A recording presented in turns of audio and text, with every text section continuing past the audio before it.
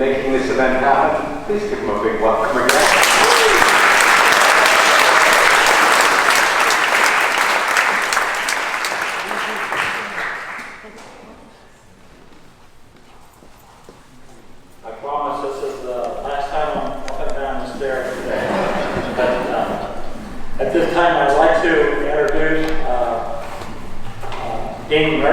Who has a surprise guest for us.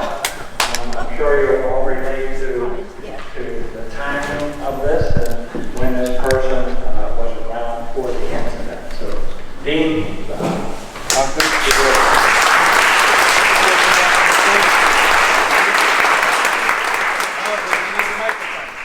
I'm all set with George here. Can everybody hear me all right from here? Great, thank you. Good morning, everyone. In a few minutes, it's going to be my privilege and my honor to introduce a very special hometown hero from Exeter, New Hampshire, lifelong resident. But just before I do, I'm going to set the time machine. We're going to go back to Labor Day weekend in 1965, when the incident in Exeter took place on that primary night where, as we recall, the kid, Norman Muscarello, coming home, hitchhiking along Route 150, ran into the thing that terrified him, and he managed to hitchhike to the Exeter Police Department, where one of the legendary people, it's come down in legend to us now, Reginald Scratch Cole, the desk officer, talked to him. A dispatch was sent out to Officer Gene Bertrand, and Gene Bertrand and Norman Muscarello back to the event where they were bathed in the red light. Gene Bertrand was a veteran of the Air Force, 9 years, knew every plane that flew, so he knew this blood red light bathed him was not something, was very unusual.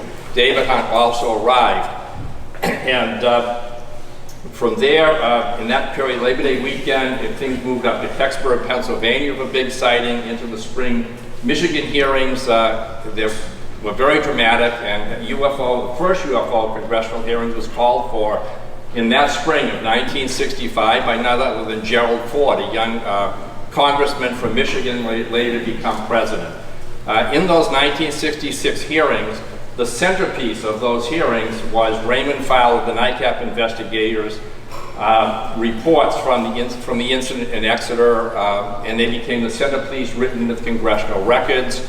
And they had the signed testimony of Gene Bertrand and David Hunt in there.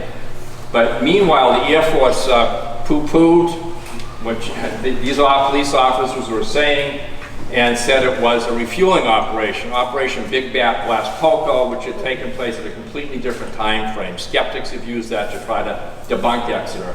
The result of those hearings is that the letter of apology was sent to the Exeter Police Department, and particularly those policemen whose reputation was on the line. And those men were considered the gold standard. And there's somebody here who can verify that as well. As I moved, I want to thank Bruce Page, the Community Resources Officer in Exeter, for the patches, for the comfort dog, which is wonderful, participating in the history, and for picking up our honored guest, a man who, lifelong Exeter resident, 19, he was serving in Korea in 1953. Later he was a fireman, a police officer through his career, and he was not on duty the night. He is also the last, I understand, remaining officer of the line from the Exeter Police in that night in 1965. He came in the morning, heard the story of these gold standard police officers that drove to the UFO. They didn't turn and go the other way over towards Newfields.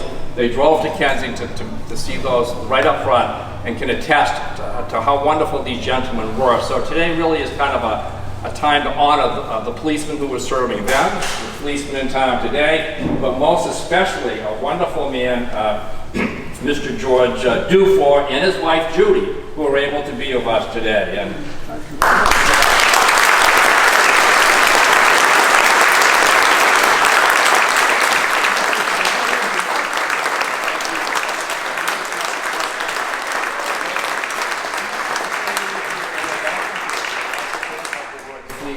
thank you very much for that nice greeting.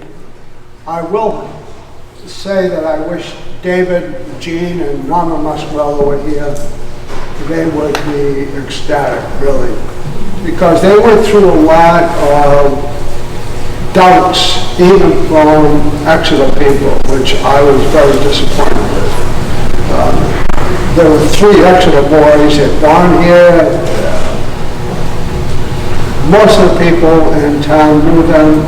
I don't know why there was animosity at the time, but there was. And I wish David and Jean especially were here, because they did not have the best of times, I'm telling you. There was a lot going on at that time at the police station. That was ground zero, really. Even though we were 3 or 4 miles from the active site, the Exeter PD was ground zero, and there was a lot going on.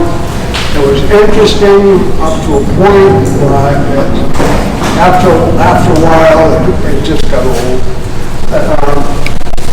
I think John Fuller, who wrote the book Incident at Exeter, a very nice gentleman, easygoing, was welcomed into the station, talked very much with Gene and David. Low-key reporter, as opposed to some other reporters who did show up at the station.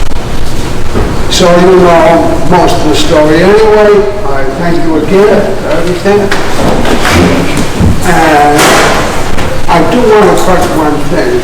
I did not serve in Korea. I went in at that time, but they sent me to Germany. So